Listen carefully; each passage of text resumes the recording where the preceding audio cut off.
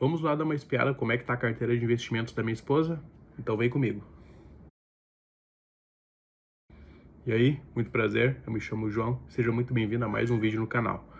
Bom pessoal, nesse vídeo aqui eu vou analisar como é que tá o desempenho da carteira da minha esposa. Para quem não sabe, ela investe também. Eu comecei primeiro há 3 anos atrás e comecei a influenciar ela para investir também, né? Ela tinha um dinheiro guardado, daí ela começou a investir já com esse dinheiro guardado. E pegou gosto pela coisa e fui aportando mensalmente, igual eu faço. E vamos analisar então como é que tá a carteira dela. Eu acho que eu vou criar uma série aqui, mostrando mês a mês a carteira dela, assim como eu faço com a minha, mostrando onde ela aporta, pra gente acompanhar o desempenho dela. Tem algumas coisas a melhorar aqui, ela cometeu alguns erros um pouco graves, perdeu bastante dinheiro em alguns ativos, e a gente vai acompanhar tudo isso nesse vídeo. Então, começando aqui, ela tá com patrimônio total de R$ 87.035. Dividendos ela está recebendo aí na casa de R$ 600 por mês. Então só com o dividendo que ela recebe, ela já consegue fazer um bom reajuste da carteira, fora o que ela tira do bolso dela. Então ela consegue sempre fazer um bom equilíbrio, aportar em boas oportunidades que está acontecendo naquele momento, né? Mas olhando aqui a rentabilidade dela, a gente vê que não está muito legal. Tem algumas coisas aqui que aconteceu que prejudicou bastante o desempenho da carteira dela. Nesse último ano aí, ela está com uma rentabilidade de 0,75 só. É uma rentabilidade positiva, apesar de não ser nada boa, né? Uma rentabilidade aí praticamente no 0 a 0, mas tem algumas explicações além de alguns erros que ela cometeu. A principal explicação dela é a taxa Selic a 15% ao ano, ou seja, o CDI aí também rendendo 15% ao ano. Isso esmaga a renda variável de uma maneira absurda. Para vocês terem ideia, está rendendo aí 1,2 ao mês a renda fixa. Vamos ver aqui alguns títulos de tesouro, só para a gente ter ideia do valor que a gente está falando aí. Vamos baixar aqui, ó. Pré-fixados a 13,55 ao ano. Tesouros IPCA 2029, a IPCA mais 7,57, um valor extremamente alto. Aqui Tesouro Selic 2028 com mais 0,5 praticamente. Isso que a gente já está falando uma Selic de 15%, então aqui a gente está falando de 15,5%, é muito alto mesmo. Ela perde a atratividade, muita gente sai de lá para investir aqui na renda fixa, esmaga as margens das empresas de maneira absurda, as dívidas ficam muito caras daquelas empresas, então elas ficam com margens esmagadas, pagam menos dividendo para a gente, né? Cai o patrimônio, enfim, só dá rolo quando a taxa Selic está extremamente elevada, igual a gente está vendo. Mas, na minha visão de longo prazo e na visão dela, isso pode ser uma baita oportunidade. Porque quando a renda fixa se tornar atrativa a esse ponto, a renda variável está esmagada e tem oportunidades ali a preço de banana. Tem ações de excelente qualidade, fundos imobiliários de excelente qualidade, extremamente baratos. E o pessoal meio que ignora isso. O pessoal foca só na renda fixa e esquece essas oportunidades a preço de banana. Mas enfim, vamos aqui agora acompanhar como é que está o desempenho total dela. O desempenho total dela também não está muito legal. Está apenas aí 8% nos últimos quase 3 anos. Ela investe há quase 3 anos, né? 2 anos e meio praticamente. Desde o final de 2022 ela começou a investir. Ali mês 10 de 2022. E agora estamos aí no mês 6, né? E ela está com uma rentabilidade de 7,86 contra 19 do Ibovespa e 36 do CDI. Tem algumas coisas que ocasionaram isso. Vamos primeiro descobrir qual a classe dela que está puxando a rentabilidade para baixo. Aqui na parte do Status Invest tem uma ferramenta que eu acho muito interessante, que a gente pode puxar apenas algumas classes de ativo dela para a gente ver como é que está a rentabilidade individual. Tá o completo, né? Que daí puxa a carteira, que é o amarelinho aqui embaixo, né? Vamos ver ações. Como estão o desempenho das ações dela em comparação com o resto, né? Com a carteira, enfim. Vocês podem ver que surgiu esse outro gráfico aqui, um vermelho um pouquinho mais claro aqui em cima. Ela começou a investir em ações aí no começo de 2024, então ela fez igual eu. Ela ficou muito tempo só investindo em fundos imobiliários, em Fiagro. E com o passar do tempo ela começou a entrar em outras classes de ativo. Minha carteira tem um uma característica bem parecida com a dela, que foi isso. A gente começou por fundos imobiliários por ter aquele dividendo mensal pingando na nossa conta, isento de imposto de renda, que traz uma satisfação bem grande de investir. Então ela investe em ações há 1 ano e meio, está com uma rentabilidade bem legal, as ações dela acompanham os 100% do CDI, o que é algo bem difícil de fazer hoje em dia, né? Isso aqui já é uma grande conquista, só de acompanhar os 100% do CDI. Então, vamos tirar ações e vamos colocar os fundos imobiliários dela. Aqui o negócio já começou a ficar um pouquinho ruim, ela já está com uma rentabilidade bem abaixo aí do Ibovespa, mas ainda um pouquinho melhor que a média da sua carteira, né? Uma rentabilidade total de fundos imobiliários aí de 9,22 desde o período que ela começou a investir. Depois a gente vai dar uma olhadinha nos ativos que fizeram, ela está com essa rentabilidade não muito legal. Mas ainda vamos ver como é que tá os fiagros dela. Mesma situação, a gente tira fundos imobiliários e coloca fiagros. Espera carregar. Os fiagros também estão com uma rentabilidade um pouquinho legal. Uma rentabilidade que acompanha o Ibovespa, mas perde para o CDI. Só lembrando que bater o CDI nesse período aí que eu e ela investe é muito difícil, porque o CDI não baixou aí de 10, 11% ao ano, e agora, para vocês terem ideia, está 15%. Então, extremamente difícil de bater. Então, perder para o CDI é até normal, né? Mas o ideal é que a gente ganhe pelo menos da Bolsa e do IFIX. Eu não coloquei o IFIX aqui, senão fica muitas linhas, né? Mas enfim, ela também está ganhando do IFIX a parte de fiagros dela. Deixa eu tirar aqui de novo o IFIX. Agora vamos ver outra coisa que ela investe. ETF, pessoal. Em ETF aqui ela investe no IVVB11, né? Que faz a réplica aí da economia americana. Vocês podem ver que ela começou a investir no IVVB11 bem quando começou a dar aqueles rolos lá nos Estados Unidos, tarifaço do Trump, guerra comercial, enfim, todos aqueles rolos lá. E então o IVVB11 dela, né, que representa os ETFs que ela investe, caiu bastante, ela está com uma rentabilidade negativa de 4,15%. Mas aqui a gente está falando da economia americana, as maiores empresas do mundo que detêm o monopólio. Então isso aqui no longo prazo provavelmente vai passar todos esses outros indicadores, tanto o CDI quanto o Ibovespa, enfim, porque a economia americana não adianta, galera. Ela pode até viver maus momentos, mas ao longo prazo ela tende a se sobressair. Isso aqui, na minha opinião, não é uma recomendação, não é nada, né? Mas pode ser até uma oportunidade de investir lá fora, nos Estados Unidos, enquanto está num mau momento devido a todo esse rolo aí que vocês acompanham aí, tanto nas mídias, jornais, enfim. E por último, ela investe também em tesouros. Vamos ver como é que tá os tesouros dela, a rentabilidade. A rentabilidade aí do 0 a 0 desde que ela começou a investir. Isso aqui deve muito à marcação a mercado que ela está tomando. Ela começou a comprar títulos de tesouro lá atrás, por exemplo, quando estava um IPCA mais 6. Daí a economia foi desandando e começou a ter títulos de tesouro de IPCA mais 7. Ela comprou mais 7. E continua assim, a economia desandou. IPCA mais 7,50 agora. Ela comprou 7,50. E assim vai indo, né? Quando a economia está indo para o buraco, igual está acontecendo agora, não tem como falar outra coisa, acontece essas marcações a mercados, mesmo quando a gente compra títulos de tesouro extremamente atrativos, né? Que raramente se vê ao longo do tempo. Mas isso aqui, como o vencimento é lá para 2029, alguns 2035, a probabilidade da economia se ajustar nesse período e esse título de tesouro começar a se valorizar muito é alta. Então também não é um mau negócio.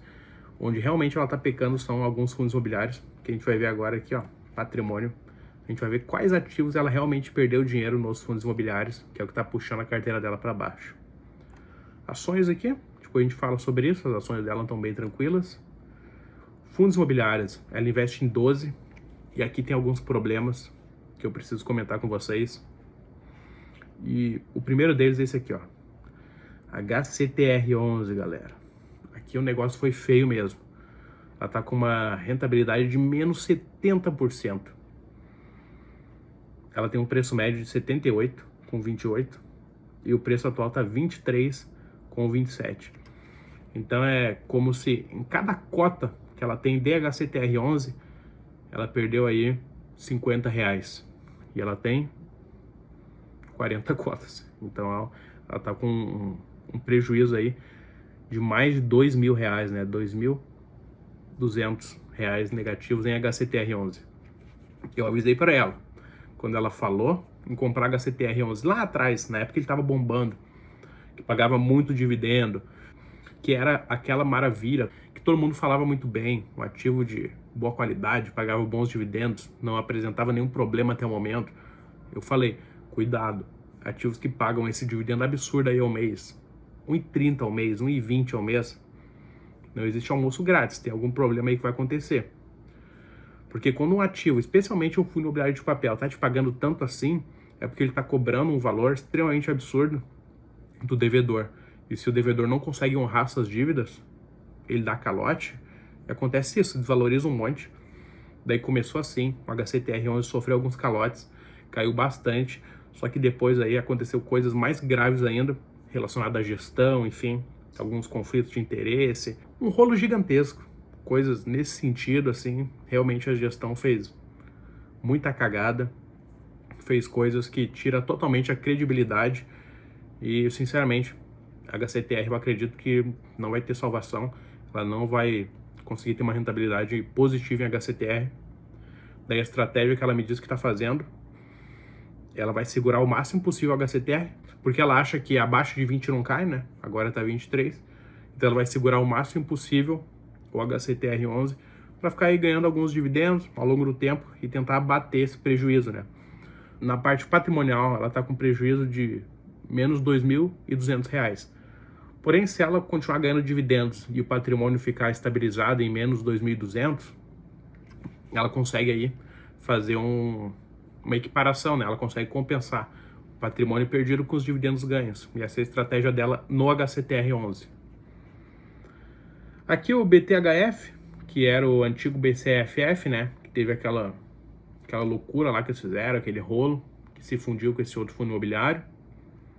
Eu particularmente não sei muito bem qual é o desempenho desse fundo imobiliário, mas está negativo na carteira dela. Ela tem 493 cotas e ela está perdendo R$ 888 em BTHF11, né? CPTS11 também um pouquinho negativo. O HCTR que a gente acabou de comentar aqui, o pipinão aí da carteira, né? O grande problema. HGFF, um FOF de boa qualidade, que era da Credit Suisse. HGLG, HGRU, HSML, KNCR, MXRF11, TRBL, o antigo SDIL, que tem aquela estratégia aí mais de last mile, né? Ele investe em poucos galpões, não é aquele portfólio gigantesco, aquele portfólio de 15, 20 galpões, porém, os galpões que tem ali, 5, 6, são de extrema qualidade, muito perto de centros comerciais, o que torna aí extremamente atrativo às empresas, né? Por exemplo, quando a gente compra aí no Mercado Livre, o Mercado Livre eu acho que é o que chega mais rápido, e chega no dia seguinte, é devido a galpões extremamente bem localizados, onde ficam armazenados os produtos. Se o galpão é muito longe, muito isolado, aquele produto demora a chegar até a sua casa. Mas se o galpão é bem localizado e chega rápido, é devido a estratégias como essa aí, galpões como o TRBL Invest. Então, esse aqui é um bom ativo. Tá com esses 32% negativo por causa daquele rolo dos Correios. Vocês devem ter acompanhado aí, caso alguém tenha, que o Correio quer sair do galpão, mas ele não quer pagar aí a multa, né? Porque no contrato, se eu não me engano, ele tem que manter os aluguéis, ele tem que pagar os aluguéis até o fim do contrato, caso ele queira rescindir. E daí tá aquele rolo judicial ali com os Correios, e até agora não tem ainda uma decisão muito clara, a gente não sabe o que vai acontecer, e isso tá puxando aí a rentabilidade bem para baixo, 32% negativo. E visto que o TRBL, se eu não me engano, tem 6 galpões e um tá afetado ali, sem gerar renda, então é uma porcentagem relevante, né? É uma porcentagem relevante que está sendo afetada. Então por isso também, puxando para baixo aí o patrimônio. Vamos ver aqui a página 2. VISC11 e XPLG11. Aqui bem tranquilo, uma rentabilidade aí negativa aí na média, né, da economia. Isso aí é só a marcação a mercado mesmo, devido à economia estar menos atrativa. Os tesouros, pessoal. Os tesouros aí IPCA 2029 e o pré-fixado com vencimento em 2033. Aqui é aquilo que a gente comentou agora há pouco. Conforme ela foi comprando, os títulos foram ficando mais atrativos. Então o título que ela comprou acabou ficando ultrapassado, né? Porque começou a ter títulos com rentabilidades melhores. Isso aqui no longo prazo provavelmente tende a se valorizar, porque a economia não vai ficar assim para sempre, né? Espero que não, senão o país vai quebrar. O IVVB11, que começou a dar uma respirada, né? Mas aqui também não tem muito segredo, na minha opinião. tem as maiores empresas do mundo aqui dentro, então é muito difícil disso ficar negativo, é muito difícil de perder dinheiro com o IVB11. Fiagros, ela tem dois também, uma marcação a mercado apenas aí de menos 7%, outro menos 3%, então tá bem tranquilo. Ela já ganhou muito dividendo com eles, então isso aqui é apenas uma variação negativa devido à economia aí também tá estraçalhada. E um pouquinho de Bitcoin que ela investe. Ela também tem uma estratégia muito parecida com a minha nesse sentido, ela gosta de ativos que pagam dividendos, para ser aí a aposentadoria dela no longo prazo, e também crescentes, né? Então ativos de boa qualidade e que pagam dividendos. Vamos voltar aí para a página inicial. Não mostrei ações, né? As ações dela também estão bem tranquilas, ela investe em ativos de excelente qualidade. Banco do Brasil, BB Seguridade, Caixa Seguridade, Engie, Itaúsa, Taesa e Vale. A maior queda dela aqui são em Banco do Brasil, menos 20%, né? Um preço atual de 21,40 e um preço médio dela de 26,54. E a Vale, né? Preço médio 55 e atualmente R$50. Mas são duas empresas excelentes. O Banco do Brasil está essa variação negativa devido a um resultado abaixo do esperado. Ele já causou todo esse alvoroço, né? Eu, na minha carteira pessoal, também tenho o Banco do Brasil e eu fiz um aporte nele nessa queda.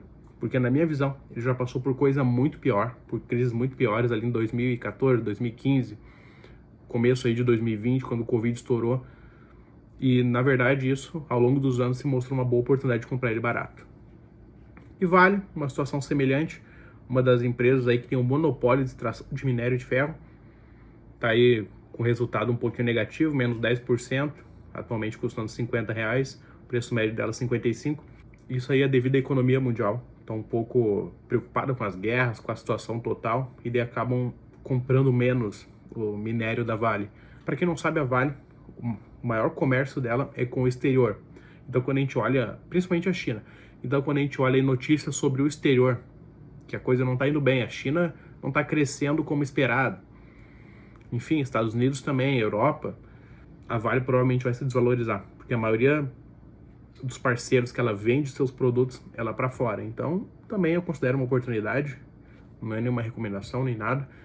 Na minha opinião, Vale e Banco do Brasil aí, são duas empresas que detêm um monopólio aí nos seus respectivos campos, mas pode ser sim uma boa oportunidade, porque são empresas que já estão há muitíssimo tempo aí nos segmentos e um pequeno problema aí que acontece tanto na economia mundial quanto na economia local, não é isso que vai fazer elas desaparecerem do mapa. Agora vamos para a parte de dividendos. Eu sei que todo mundo gosta de dividendos. Vamos ver quanto ela já ganhou de dividendo desde que ela começou a investir. Vamos colocar aqui tudo já para puxar o dividendo total. Ela já ganhou, pessoal, R$ 13.404,61 desde que ela começou a investir. Começou aqui no mês 10 de 2022. Daí como ela tinha um dinheiro guardado aí, no mês seguinte ela já fez um aporte bem grande. Já recebeu R$ 29,00 de dividendos. No outro mês, mês 12 de 2022, já fez de novo mais um aporte grande, então já recebeu R$130, e no começo ela foi crescendo muito rápido, porque ela tinha um dinheiro guardado, e pegou esse dinheiro guardado, se eu não me engano, ficava aí num caixinha, alguma coisa assim da vida, rendendo o CDI, e daí eu influenciei ela a começar a investir na Bolsa de Valores, e ela começou, né? Então no começo, ela tirou esse dinheiro e foi fazendo grandes aportes, R$5.000, R$6.000, e depois deu uma desacelerada, porque começou a ser somente o patrimônio do trabalho dela, né? Que ela tirou do bolso mensalmente, devido às suas economias, e investe na Bolsa de Valores. Mas aí a média dela de dividendos está na casa de R$600.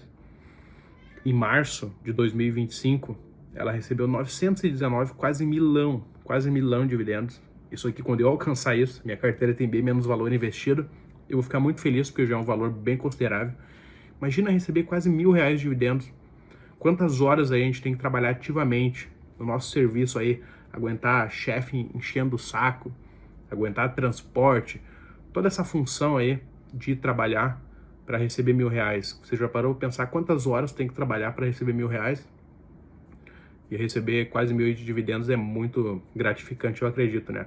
Não cheguei nem perto disso, o máximo que eu recebi no mês foi 200, mas 919 foi um valor bem legal. E hoje em dia a média está 600, então ela já recebeu no 13.404. E agora, por último, pessoal, eu fiz aqui uma planilhazinha Aqui são os fundos imobiliários e Fiagros e aqui são as ações dela. O que eu fiz aqui? Eu peguei tudo que os fundos imobiliários e Fiagros pagaram, e ações também, e somei os dividendos. Aqui, fundos imobiliários e Fiagros pagaram de dividendos para ela R$ 11.917. E aqui, esses números vermelhos aqui, no caso negativo, né, é a valorização do patrimônio, no caso desvalorização. Então aqui é o que ela perdeu de dinheiro na parte patrimonial. Em fundos imobiliários ela perdeu R$ 6.539, em Fiagro perdeu R$ 484. Isso aqui é em perda da cotação, né? Mas ela realmente executa essa perda só se ela pegar e vender no momento que está agora, se ela pegar e vender negativo. Porque temos a esperança e temos a convicção de que alguns ativos aqui são problemas pontuais e ao longo do tempo vão voltar aí para o seu preço normal, preço justo ou até se valorizar. Mas mesmo assim, o que eu quero mostrar para vocês é que tem muita gente que fala que dividendo é inútil, que dividendo não serve para nada, não sei o que investe em ativos de crescimento e tal. Se ela tivesse essa estratégia e tivesse investido apenas em ativos de crescimento que não pagam dividendos, ela estaria aí com quase R$ 7.000 negativos. Mas, de acordo com os dividendos que ela ganhou aqui, ó, 11.917, mas perdeu em patrimônio 6.539 e em Fiagro R$ 482, ela está com um líquido total de 4.895 positivos. Então hoje, se ela pegasse seus fundos imobiliários e vendesse tudo, não quero mais saber dessa porcaria, tô perdendo dinheiro, investindo no HCTR da vida, não quero mais saber, vou vender tudo. Ela ainda botaria no bolso quase R$ 5.000 aí, só em fundos imobiliários e Fiagros. Repetindo, ela recebeu aí quase 12 mil de dividendos desses ativos, mas perdeu 6.500 em fundos imobiliários e R$ 500 aí em Fiagro. Então aí, fazendo todo esse cálculo, ela tem ainda R$ 4.895 no positivo. E mesma coisa eu fiz para ações, né? Ações ela também tem um valor bem menor investido, começou a investir recentemente. Já pagaram aí R$ 889 de dividendos e ela perdeu aí 424 no momento atual de patrimônio em ações. Então ela ainda está positivo R$ 364.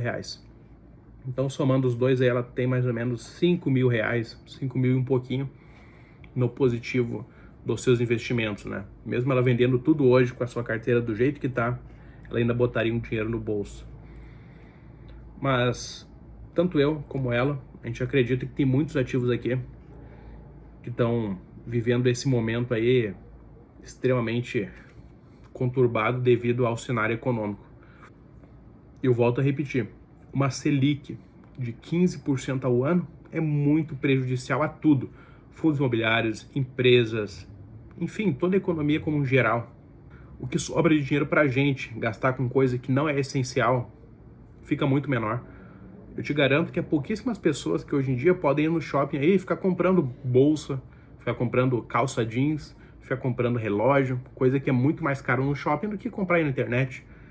Então isso acaba diminuindo muito a economia, acaba tirando totalmente aquele ímpeto da economia, né? Ela fica a economia fria. Isso acaba se refletindo nas empresas, fundos imobiliários, tudo isso. Tem ativos aqui na carteira da minha esposa que realmente não vão se recuperar, na minha opinião. O HCTR é um que não tem o que fazer, né? Além dos problemas ali com as suas dívidas, também teve problemas da gestão. Ali a gestão fez alguns erros assim que realmente deixa em dúvida se o pessoal é confiável. A situação é mais ou menos essa. Mas de resto, os outros ativos, ela tem ativos de boa qualidade, que conforme a economia vai se estabilizando, eles vão voltar aí a um preço justo, ou talvez até se valorizar mais, né?